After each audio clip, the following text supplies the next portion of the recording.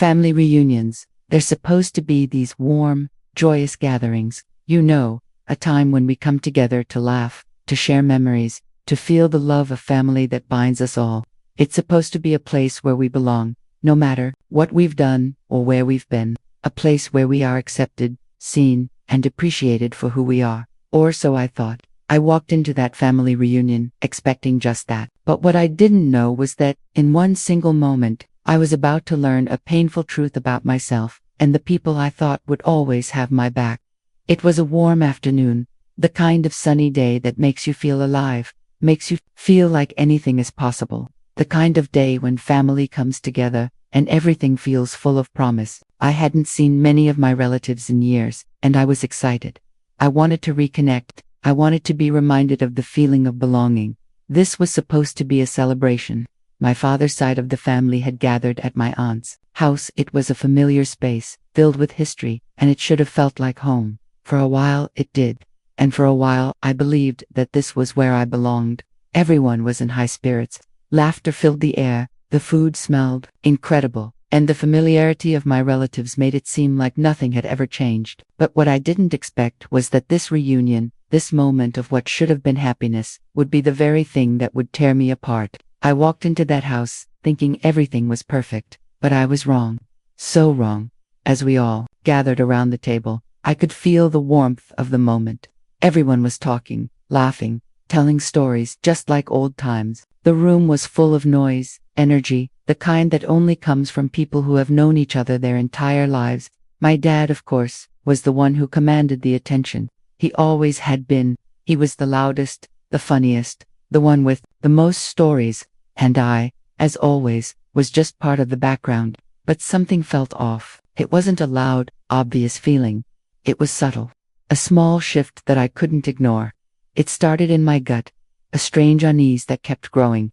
I looked around at everyone, all familiar faces, and for the first time in a long time, I felt like a stranger, like I didn't belong. It wasn't the people, it wasn't the atmosphere, it was something else.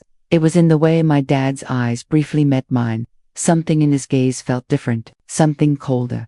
He didn't say anything at first, but I could feel it, like a shadow that fell over me. As the conversation went on, my dad, as always, was the center of attention. He was cracking jokes, making everyone laugh, sharing anecdotes from his past. But every time I looked at him, it felt like he was studying me, weighing me, measuring me, and I didn't know why. It felt like he was judging me, like I wasn't quite meeting the expectations he had for me. And at that moment, I started to feel small, smaller than I had ever felt in my life. Then, out of nowhere, it happened. My dad stood up, his voice booming over the table. Everyone paused, their eyes turning to him. And that's when I heard it, the words that would change everything. The words that would make me question my worth, my identity, and my place in this family. Family reunions. They're supposed to be these warm, joyous gatherings. A time when we come together to laugh, to share memories, to feel the love of family that binds us all. It's supposed to be a place where we belong, no matter what we've done or where we've been. A place where we are accepted, seen, and appreciated for who we are. Or so I thought. I walked into that family reunion expecting just that. But what I didn't know was that, in one single moment, I was about to learn a painful truth about myself and the people I thought would always have my back. It was a warm afternoon, the kind of sunny day that makes you feel alive, makes you feel like anything is possible. The kind of day when family comes together, and everything feels full of promise. I hadn't seen many of my relatives in years, and I was excited. I wanted to reconnect. I wanted to be reminded of the feeling of belonging. This was supposed to be a celebration. My father's side of the family had gathered at my aunt's house. It was a familiar space, filled with history, and it should have felt like home. For a while, it did. And for a while, I believed that this was where I belonged. Everyone was in high spirits. Laughter filled the air, the food smelled incredible, and the familiarity of my relatives made it seem like nothing had ever changed. But what I didn't expect was that this reunion, this moment of what should have been happiness, would be the very thing that would tear me apart. I walked into that house, thinking everything was perfect, but I was wrong. So wrong. As we all gathered around the table, I could feel the warmth of the moment. Everyone was talking, laughing, telling stories just like old times. The room was full of noise, energy, the kind that only comes from people who have known each other their entire lives. My dad, of course, was the one who commanded the attention. He always had been. He was the loudest, the funniest, the one with the most stories. And I, as always, was just part of the background. But something felt off. It wasn't a loud, obvious feeling. It was subtle. A small shift that I couldn't ignore. It started in my gut, a strange unease that kept growing. I looked around at everyone, all familiar faces, and for the first time in a long time, I felt like a stranger, like I didn't belong. It wasn't the people, it wasn't the atmosphere, it was something else. It was in the way my dad's eyes briefly met mine. Something in his gaze felt different, something colder. He didn't say anything at first, but I could feel it, like a shadow that fell over me. As the conversation went on, my dad, as always, was the center of attention. He was cracking jokes, making everyone laugh, sharing anecdotes from his past. But every time I looked at him, it felt like he was studying me, weighing me, measuring me, and I didn't know why. It felt like he was judging me, like I wasn't quite meeting the expectations he had for me. And at that moment, I started to feel small, smaller than I had ever felt in my life. Then, out of nowhere, it happened. My dad stood up, his voice booming over the table. Everyone paused, their eyes turning to him. And that's when I heard it, the words that would change everything, the words that would make me question my worth, my identity, and my place in this family. My father said, "I'm proud of all my children, all of them, except for the loser." Those words, they didn't just hit me, they knocked me down. It was like I was paralyzed, like I couldn't move or speak. Did he just call me a loser? Did he really just say that in front of everyone? I couldn't breathe. My heart felt like it was about to stop. The whole room seemed to go silent, but in my head, all I could hear was that one word, loser, over and over again. I couldn't process it. I couldn't understand it. He had always been the one I looked up to, the one I tried to make proud. He was the person I always tried to please, tried to live up to. And in one moment, he had reduced me to nothing, to a loser, a failure. The worst part was how easily he said it. He didn't even hesitate. It wasn't a mistake. It wasn't a slip of the tongue. He meant it. Everyone was still looking at me. The silence in the room was deafening. My family, my aunts, my cousins, my siblings, no one said anything. No one even moved. They just stared at me, waiting for me to react. But I couldn't. I couldn't move.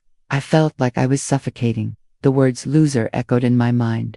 The loser, the loser. And I sat there, in front of everyone, feeling like the biggest failure in the world. I don't even remember what happened right after that. I remember standing there, frozen, my hands shaking, my heart racing. I wanted to say something.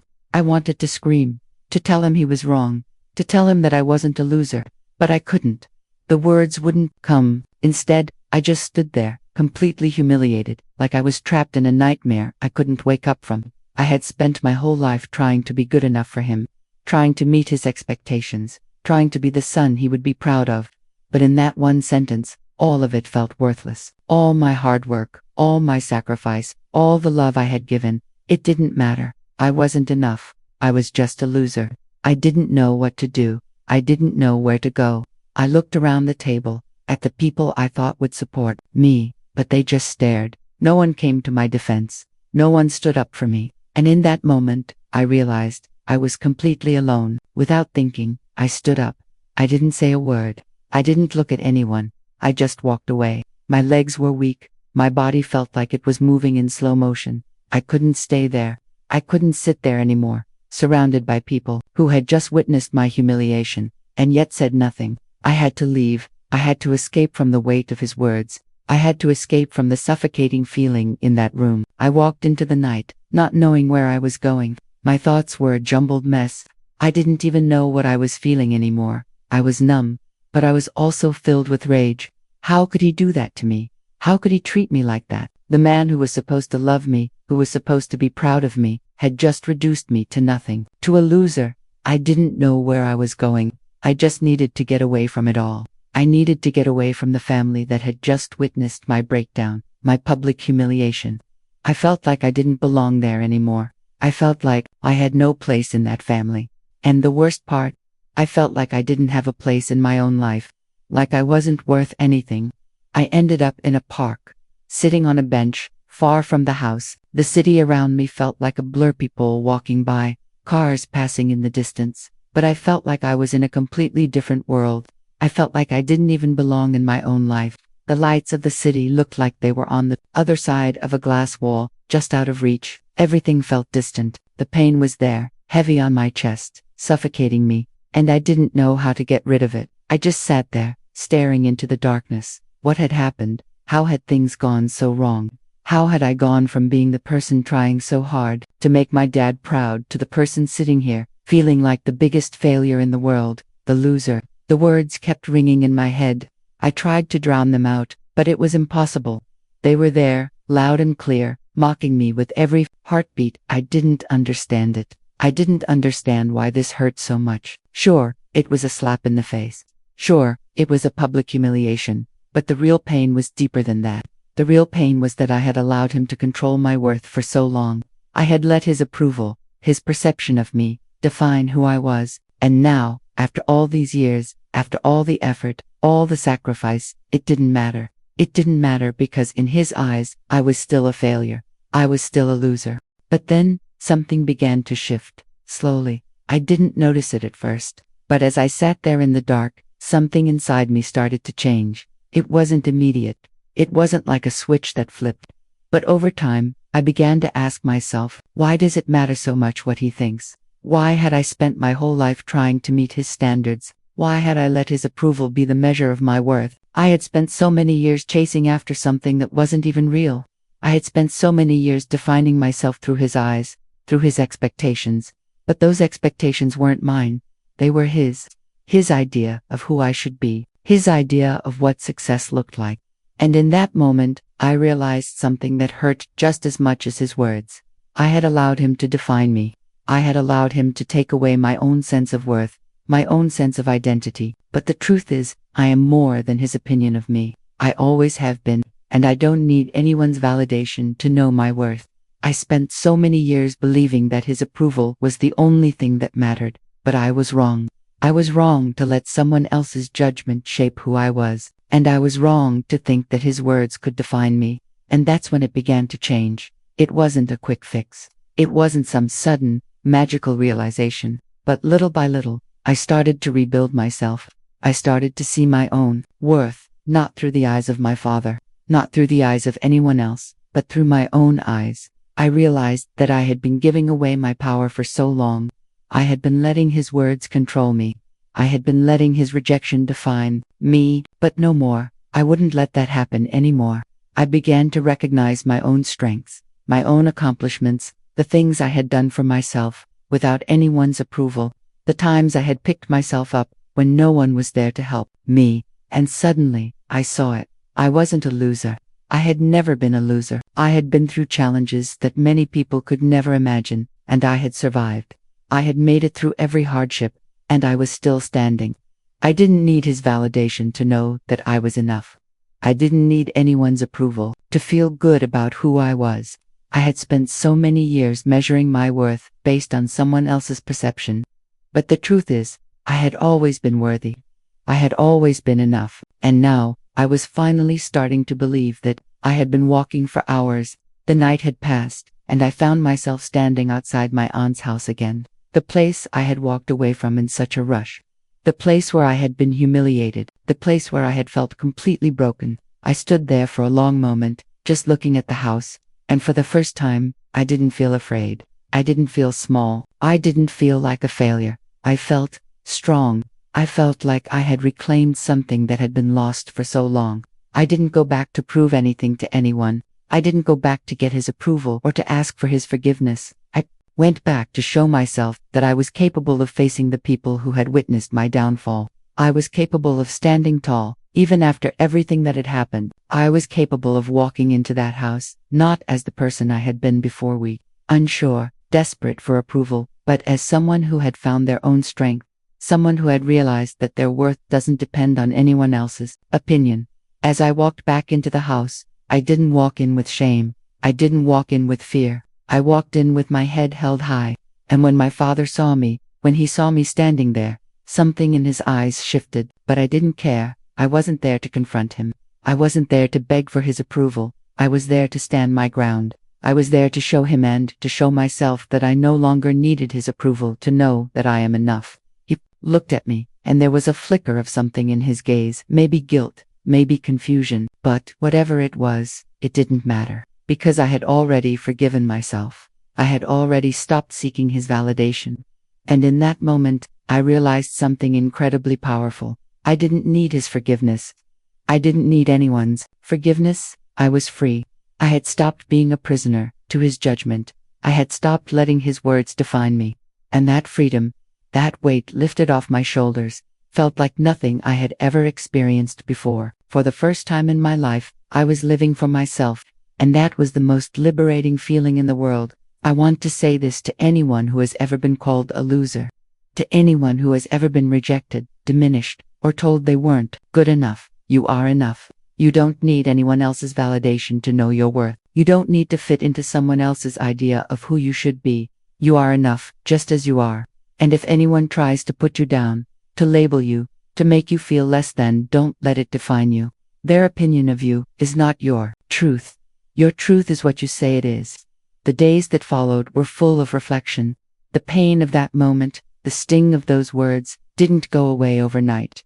No, the scars were there, lingering, but they were no longer what defined me. I spent a lot of time on my own, quietly reflecting on everything that had happened. And in those quiet moments, I began to peel away the layers of doubt, shame, and insecurity that I had been carrying for so long. It wasn't easy.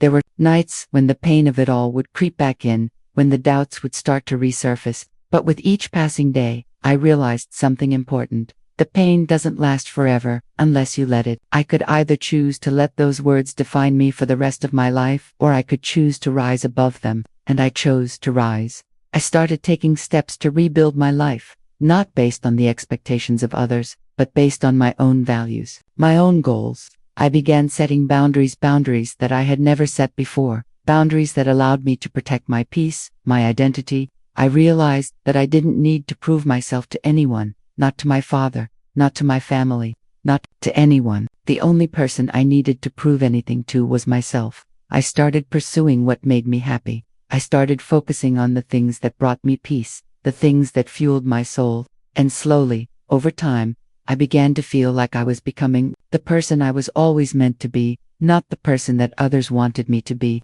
And that was the most freeing feeling in the world. Several weeks passed, and I found myself standing at the threshold of my aunt's house again. This time, the feeling was different. The sense of dread, the uncertainty, it was all gone. I had been dreading this moment before, but now, I stood here with a sense of calm. I had come to terms with everything that had happened, and I had healed in ways I didn't even expect. And for the first time, I didn't need to seek anyone's approval. I didn't need anyone's validation. I wasn't walking back into that house to confront my father, to seek revenge, or to demand an apology. I was walking back into that house to confront myself, to show myself that I had healed, that I was strong, and that I was no longer the person I had been when I left. I walked in not with anger, but with understanding. Understanding that I didn't need anyone's permission to be who I was. As I walked through the door, I was greeted with the usual warmth, the usual smiles, but something had changed. I had changed. And I wasn't the person who would shrink under the weight of rejection anymore. I wasn't the person who would hide from uncomfortable situations. I had learned that I could stand tall, even when others tried to make me feel small. My dad was there. I saw him, and for the first time, I didn't feel that old sense of fear or longing. I didn't feel the desperate need for his approval. Instead, I felt indifferent. Not in a negative way, but in a way that felt right. I was finally at peace with myself, no longer needing to chase after someone else's validation. There was a moment, a quiet one, when we found ourselves alone in the living room. My dad, who had always been the strong, commanding figure in my life, was sitting there, looking at me in silence. For a long time, no one said anything. The air was thick with the unspoken words, the things we hadn't said to each other in years. But I knew, deep down, this was the moment. This was the moment where I had to decide whether to confront the past or simply let it go. I turned to him and said, "You called me a loser. And I just want you to know, I've been carrying that with me I don't know if you meant it or if you even realize what it did to me, but I can't keep carrying that weight. I don't want to be defined by those words anymore." He looked at me, and I saw something I hadn't seen in a long time. Remorse, maybe guilt, maybe regret. But I didn't need him to apologize. I didn't need him to fix the past. I just needed him to understand that those words had hurt me. I needed him to understand that I wasn't the person he saw me as, that I wasn't his definition of success, that I was someone who had struggled, yes, but who had also survived. I had made it through the storm, and I had come out stronger for it. And in that moment, something shifted. There was no grand apology, no dramatic declaration of love or understanding, but there was something more valuable than that. Understanding, a quiet acknowledgement that the past couldn't be changed, but that I was no longer living in it. I was moving forward, and that was all that mattered. As the days passed, I continued on my journey of healing. It wasn't a straight line. Healing never is. There were days when the weight of the past would creep back in, when the old insecurities would start to bubble up. But this time, I was different. This time, I didn't let it define me. I knew that healing was a process, a journey that would take time, and I was willing to walk that road. I began to focus on the things that made me happy, the things that fueled my soul. I started creating a life for myself that was based on my values, my beliefs. I stopped living for others. I stopped living for anyone's approval but my own. And with each passing day, I became more and more sure of myself.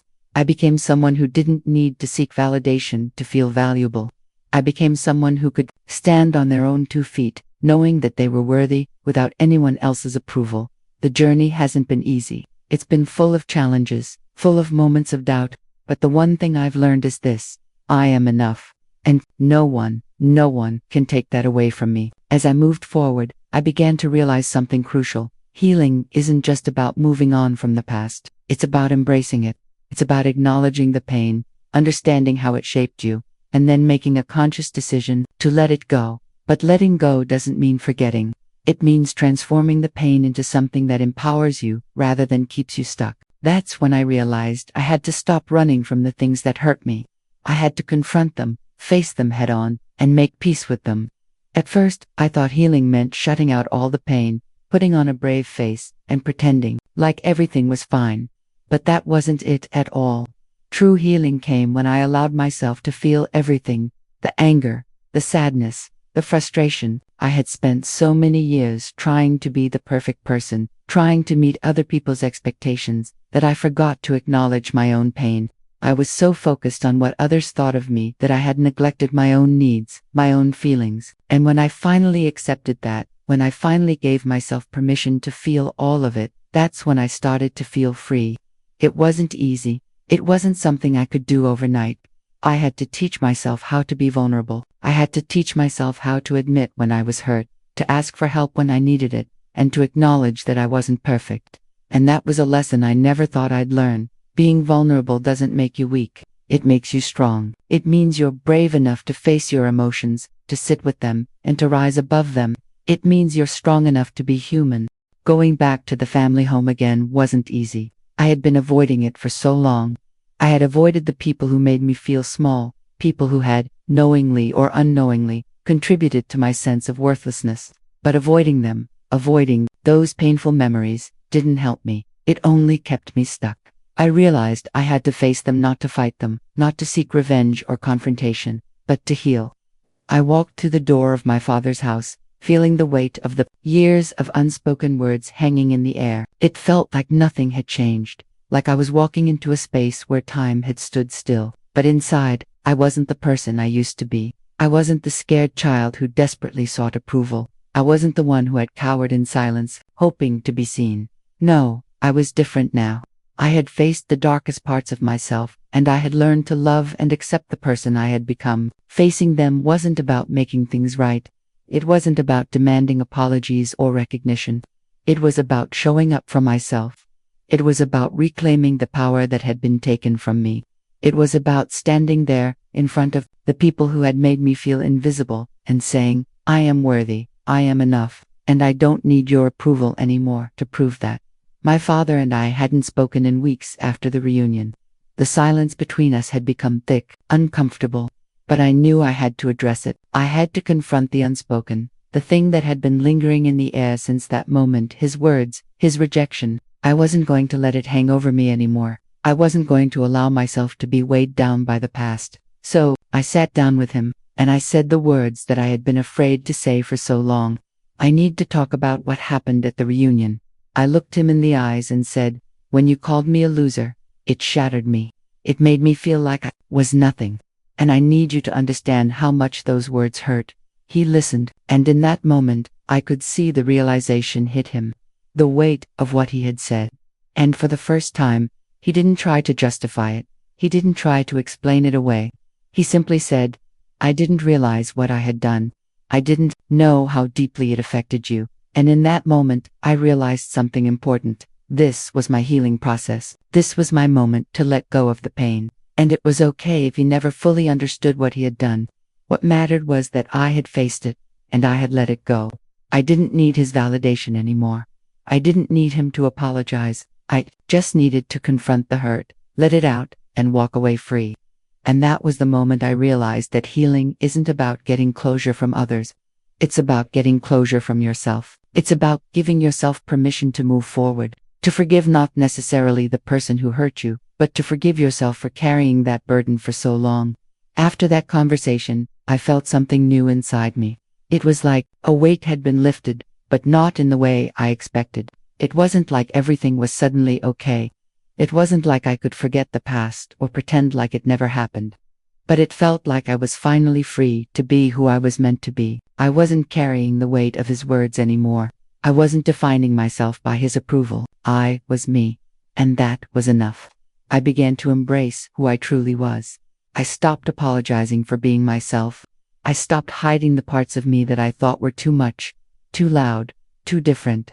I started to see those parts of myself as strengths, not weaknesses. I started to live for me, not for anyone else. I started pursuing the things that made me feel alive, not the things that I thought would make others proud. And slowly, I began to feel like I was stepping into my own power.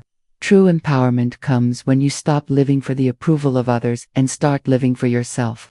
True healing comes when you learn that your worth isn't defined by anyone else's opinion. True freedom comes when you finally stop seeking validation from people who don't see you for who you truly are. If you're watching this, and you've ever been made to feel less than, if you've ever been told you're not enough, or if you've ever felt like you're not worthy, listen to me when I say this. You are enough. You are not defined by the hurtful words of others. You are not defined by the rejection you've faced. You are not defined by their perception of you. You are defined by who you are, by your heart, by your actions, by your strength, and that is enough. If you've been struggling with self-worth, with rejection, or with the weight of someone else's judgment, I want you to know this. You are worthy of love. You are worthy of respect. You are worthy of all the good things that come into your life. Stop waiting for someone else to tell you that. Stop waiting for someone else to give you permission to be great. You don't need anyone's approval to be who you are. You are enough. Right now, as you are. There's a moment in healing when you realize that you don't just need to move forward, you need to completely let go. Let go of the past. Let go of the things that have weighed you down for years. Let go of the shame, the guilt, and the fear of never being enough. It's a hard truth to swallow, because we often feel like the past defines us. We feel like the mistakes, the failures, and the heartbreaks are what shape us. And if we let go of them, we'll lose part of ourselves. But here's the truth. Letting go doesn't mean losing who you are. It means freeing yourself to become who you were always meant to be. I had spent so much time trying to make sense of the past. I had spent so many years rehashing the moments that hurt me, trying to figure out what went wrong, why things happened the way they did. But after everything I had been through, I realized something, that the only way forward was to release the grip the past had on me. It was time to stop letting old wounds control my future. It was time to stop being angry at my father for the things he'd said to me. Time to stop blaming myself for the things I couldn't control. Time to stop hiding from the parts of myself that I thought were unworthy. Time to embrace everything, the good, the bad, the painful. Time to finally accept that I am not my past. I am what I choose to be today. And today, I choose to be free. Rebuilding isn't a quick process. It's not something you can fix in a day, or even a week. It's not about brushing things under the rug or pretending everything's okay when it's not. Rebuilding means you take your time. You focus on the small things, small victories, small steps forward. It's about acknowledging that the process is messy, that it's not linear, and that there will be setbacks. But it's also about realizing that every single step, no matter how small, is a step toward becoming the person you're meant to be. I began to rebuild my life in ways I had never imagined before. I started putting myself first. For years, I had lived to please others, to meet their expectations, to live up to their standards. But this time, I started living for myself. I began to set boundaries, something I had never done before. I realized that my needs were just as important as everyone else's, that it was okay to say no when something didn't serve me. It was okay to put myself first. I started taking care of my mind, body, and soul in ways I had neglected for far too long. I started pursuing things that made me happy, not because I thought they would make someone else proud, but because they brought me joy. I traveled, I read, I explored new hobbies. I spent time with people who valued me for who I was, not for what I could do for them. And slowly, the pieces began to fall into place. I wasn't just healing, I was living again. One of the most profound things I realized during this process was that healing isn't just about you. It's also about the relationships you build with the people who matter most to you. When you begin to heal, you start to attract the people who support you, who love you for who you are, without trying to change you. And you start to let go of the people who bring you down, who drain your energy, and who don't see your worth. Slowly, I began reconnecting with the family members who had always been there for me. I reached out to my siblings, cousins, and aunts who had supported me in the background, the ones who had never judged me, the ones who had always believed in me. I made a point to spend time with them, to build stronger connections, to create new memories that weren't clouded by the past. It felt good to rebuild these relationships. It felt good to reconnect with people who saw me for who I truly was, not the broken person I thought I was before. These relationships, these people, were my anchors. They reminded me that love and acceptance didn't have to come from one person, they came from many. And it was in these moments of connection that I started to see myself in a new light. Through everything I had been through, I learned something that changed everything. The power of self-love. I didn't need anyone else's love to feel worthy. I didn't need to wait for someone else to tell me I was good enough. I had to start by loving myself. I had to start by recognizing my own worth, my own value, and my own strength. Because if I didn't believe in myself, if I didn't see my own worth, then no one else would either. Self-love isn't about arrogance. It's not about thinking you're better than anyone else. It's about accepting who you are, your flaws, your strengths, your quirks, your past, and being at peace with it. It's about recognizing that you are enough, just as you are. That no one else gets to define your worth, except you. It's about forgiving yourself for the mistakes you've made, understanding that they don't define you either. I learned to embrace every part of me. I stopped hiding from my past. I stopped running away from the pain, the mistakes, the broken pieces. Instead, I welcomed them, because they were all part of my story. They were part of what made me who I am today. And I'm proud of that. Now, I'm living a life I never thought possible. I'm living a life that's authentically mine. I'm not living for anyone else's approval anymore. I'm not trying to prove anything to anyone. I've stopped chasing validation, and I've started chasing my own happiness. I've found peace in being exactly who I am, and in knowing that I don't need to fit anyone else's mold to be happy. I have enough. I've learned to embrace my worth. I've learned that I don't need to be perfect. I don't need to be everything for everyone. I just need to be me. And that's more than enough. The people who love me will love me for exactly who I am, and the people who don't, well, that's okay too. I don't need them to validate me. I validate myself. So, to anyone watching this who has ever felt unworthy, unloved, or like you don't matter, hear this. You are enough. You are worthy of love. You are worthy of success. You are worthy of happiness. And you don't need anyone else's permission to be great. You don't need anyone else's validation to know that you matter. You matter because you exist. You matter because you are you. If you've been through rejection, if you've been called names or made to feel small, remember that those words don't define you. Those words are just noise. You are not a loser. You are a survivor. You are stronger than you know. And no matter what anyone says, you are enough. Just as you are, you know. They say that healing is a process, but they don't tell you how messy it can be. They don't tell you how, in the beginning, it feels like you're fighting against an invisible force, something that pulls you back every time you think you're moving forward. For weeks, I told myself that I had let go of the past. I kept saying, I've healed, I'm fine. But deep inside, I knew that there was a storm brewing, an anger I hadn't fully addressed, and that anger, if left unchecked, was going to consume me. Anger isn't something we like to talk about, is it? Especially not when it comes to family. We're taught to forgive, to move on, to let go. But sometimes, anger is the one thing that keeps you alive. It keeps you from forgetting, from erasing the hurt. And I was angry. I was so angry at my dad for what he said, for how he made me feel like I was nothing, like I didn't matter. I had been trying to bury that anger for so long, but it was bubbling up, threatening to spill over. I tried to suppress it. I tried to tell myself, it's fine, it's in the past, move on. But no matter how hard I tried to push it down, that anger kept surfacing. Every time I looked in the mirror, I saw it in my eyes. Rage at him, rage at myself for allowing him to control me for so long. I hated how weak I had felt, how small I had let myself become in his presence. I hated how, for years, I let his words dictate who I was, and I hated how I let him get away with it. And there were days when I wanted to scream at him, to scream at the top of my lungs, to finally let him know how much he had hurt me. But every time I thought about confronting him, I hesitated. Every time I thought about speaking my truth, the fear would creep back in.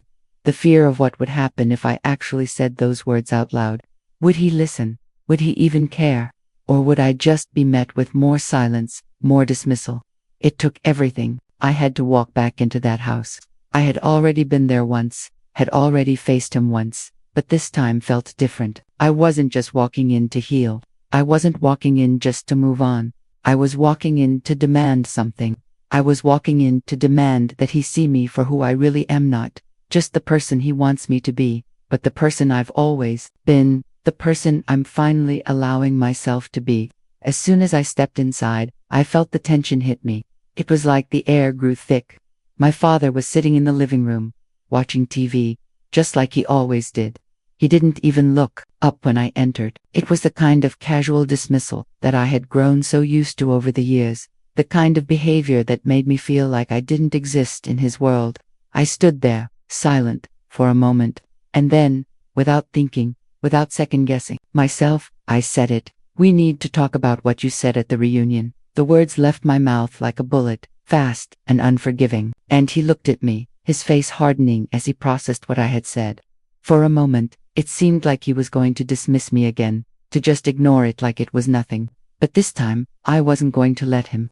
I wasn't going to let him brush me off. I wasn't going to let him pretend that what he said didn't matter, and so I pushed. I pushed harder than I ever had before. He didn't apologize. Of course, he didn't. Instead, he told me that he had been frustrated and that he didn't mean it. But those words still stung. They still cut me open. And I realized, in that moment, that his apology wasn't the answer I was looking for. I didn't need his apology. What I needed was for him to see me. What I needed was for him to hear me. To understand that the words he used to tear me down had lasting consequences. That they weren't just words. They were scars. I screamed at him. I screamed at the top of my lungs. All the pain I had been holding back for so long. All the hurt I had buried deep inside of me. All the years of feeling like I was never enough. I let it all pour out. A flood of emotion. I couldn't hold back any longer. Do you know what it feels like? Do you know what it feels like to be called a loser by the one person who is supposed to love you unconditionally? Do you know what it does to you, to your soul? And in that moment, as I watched him stand there, unable to speak, I realized something. I don't need him to heal. I don't need his approval. I don't need him to see me for who I am, because I already see myself. And for the first time in my life, I knew that I had the strength to walk away from this moment. I had the strength to release the anger, to let go of the hurt, and to move forward without needing him to fix anything, because the only person who could fix me was me. After everything I had been through, after all the years of fighting against this pain, I realized that the true act of healing wasn't just confronting him. It wasn't just confronting the past. It was about letting go of the rage, of the need to be seen by him, of the need for his approval. And when I realized that, when I finally accepted that I could walk away from that anger, I felt a release I didn't think was possible. I felt free. I had been carrying that anger with me for so long, thinking it was the only thing that could give me power. But I was wrong. Holding on to that rage was like holding on to chains. And by letting it go, I freed myself. I allowed myself to move forward, to heal, to grow. And so, I moved forward. I began to build the life I had always wanted, but had been too afraid to create. I focused on my growth, my happiness, my relationships with the people who truly mattered. I didn't let anyone else's opinions define who I was anymore. I started living for myself for the first time in my life. I was living authentically. True healing doesn't come from waiting for someone to fix you. It comes from realizing that you have everything you need inside of you to heal. You don't need someone else's approval to be worthy. You don't need anyone else to validate your existence. All you need is to look inward, to find your own strength, and to understand that you are enough, just as you are. I learned that sometimes the hardest part of healing is forgiving yourself for the things you've allowed to hurt you. And once you forgive yourself, once you realize that you are worthy of love, respect, and peace, that's when the real healing begins. There are moments in life when you reach a breaking point. You feel like you can't take any more. You've been pushed so far, so hard, that you start to wonder how much more you can endure. The pain, the anger, the rejection, it piles up, layer by layer, until it feels like you're going to drown under the weight of it all. I thought I had let go of everything, of the hurt, the anger, the disappointment, but there was still something inside me. A part of me that wasn't ready to forgive, a part of me that still wanted answers, and that part of me wasn't going to let me go until I faced it head on. For weeks, I had been trying to move forward. I had been doing the work. I'd been healing, growing, and becoming the person I wanted to be. But no matter how much I worked on myself, no matter how much I tried to let go, there was one question that haunted me. Why did you say that to me? Why did you, the one person who was supposed to love me unconditionally, the one person whose approval I spent my whole life chasing, call me a loser? Why did you destroy me in front of everyone? Why did you shatter my sense of self-worth like it was nothing? I couldn't let it go anymore. I couldn't keep pretending like it didn't matter. It mattered. It mattered more than anything, and it was time for me to confront it. To confront him, to finally ask the question I had been too afraid to ask for so long. Why? I could feel the storm inside me as I walked to his house. It wasn't just sadness or hurt anymore, it was anger. Deep, visceral anger. Anger that had been simmering for years, held down by my own fear, my own uncertainty. But now, it was boiling over, threatening to consume me. And for the first time in my life, I didn't want to run from it. I didn't want to bury it. I was ready to unleash it, to confront the man who had caused all of this pain, all of this fear. As soon as I stepped inside, I couldn't hold it in anymore. The words that had been building inside me for years finally exploded out. Why did you do it? Why did you destroy me? Why did you call me a loser? What did I do to deserve that? The anger was so raw, so primal. It wasn't just words anymore, it was a full-out emotional eruption. Everything I had been keeping in for so long, everything I had buried deep inside me, it all came crashing out. I didn't care anymore. I didn't care about being polite. I didn't care about being respectful. All I wanted was for him to understand how much he had hurt me, how much his words had torn me apart.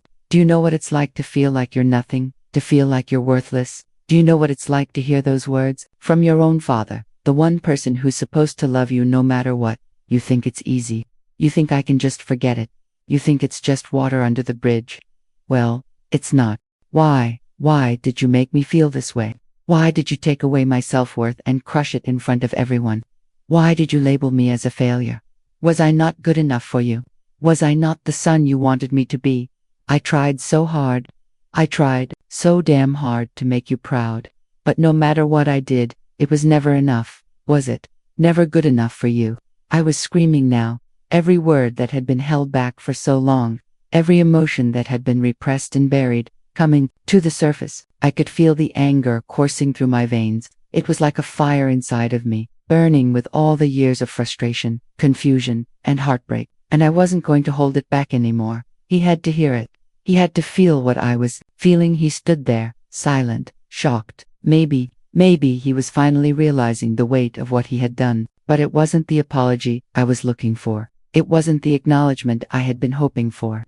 He didn't say, "I'm sorry." He didn't even try to justify himself. He just stood there, looking at me, his face unreadable. It was almost as if he couldn't process what was happening, and for a moment, I didn't know what to say. The storm inside me had subsided, and all that was left was a quiet, deafening silence. I was standing there, staring at my father, the man who had brought me into this world, and I was waiting for him to see me. I was waiting for him to acknowledge the pain, the hurt, the years of being crushed under the weight of his words. But instead, there was nothing. No apology. No apology for what he had done. Just silence. And then, something shifted inside me. I was still angry. I was still hurt. But in that silence, I began to realize something that I had never wanted to face. Maybe he didn't understand what he had done. Maybe he didn't see the damage his words had caused. Maybe he had his own struggles, his own issues. But none of that mattered anymore. What mattered was that I had carried this burden for far too long. I had let his words control me for too long. I had spent so much time trying to get him to understand, trying to get him to see how much he had hurt me. But in that moment, I realized something powerful. It doesn't matter if he understands. It doesn't matter if he apologizes. What matters is that I let go of the hurt. What matters is that I forgive myself for holding on to it for so long. So, I let it go. All the anger, all the resentment, it was no longer mine to carry. I forgave him, not because he asked for forgiveness, not because he deserved it, but because I deserved peace. I forgave him because I was tired of carrying the weight of his words, of his actions. I forgave him for me.